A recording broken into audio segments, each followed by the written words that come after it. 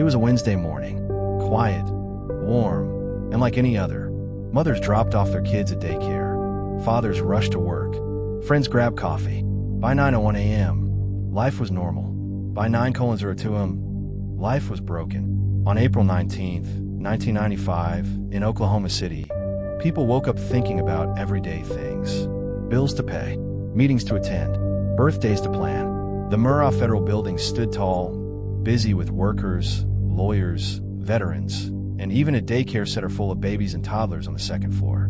Inside the building, people smiled at each other, phones rang, papers shuffled, and little feet ran across colorful carpets in the daycare. Just another day. Outside, a yellow Ryder truck pulled up. Nobody noticed it much.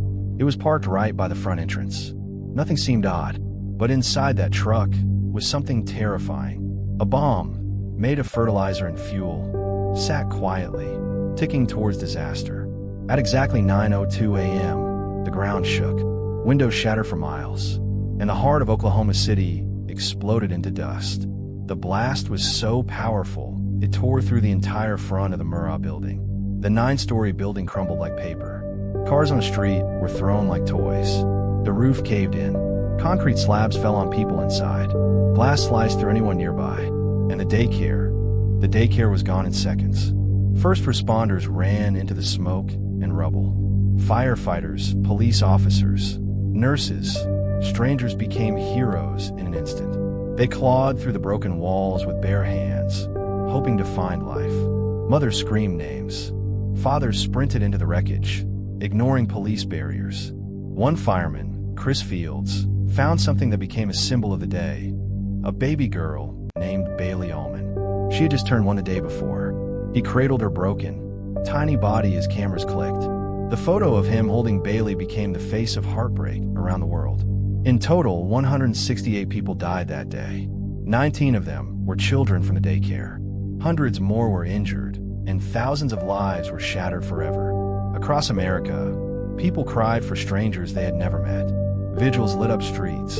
Blood donation centers overflowed. Rescue teams came from all corners of the country. But soon, the question began to rise.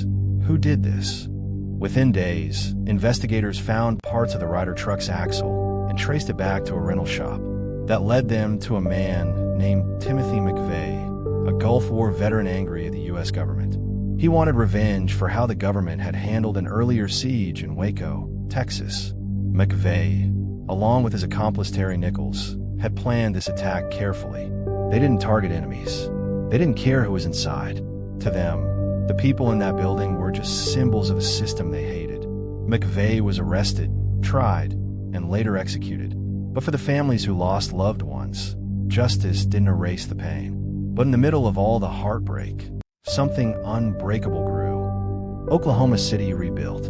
A memorial stands now where the building once was. 2 tall bronze gates frame a shallow pool of water. On one side, the gate says 901, the last moment of peace. On the other side, it says 903, the first moment of healing.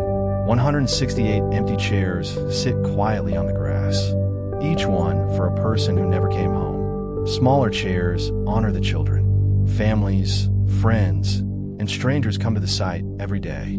Some cry, some pray, some just sit in silence. But no one forgets. April 19th, 1995, was a day when hate tried to break a city. But instead, love held it together. People stood up. They rebuilt. They remembered. And in every chair, every flower, every tear, Oklahoma City whispers to the world, we will never forget.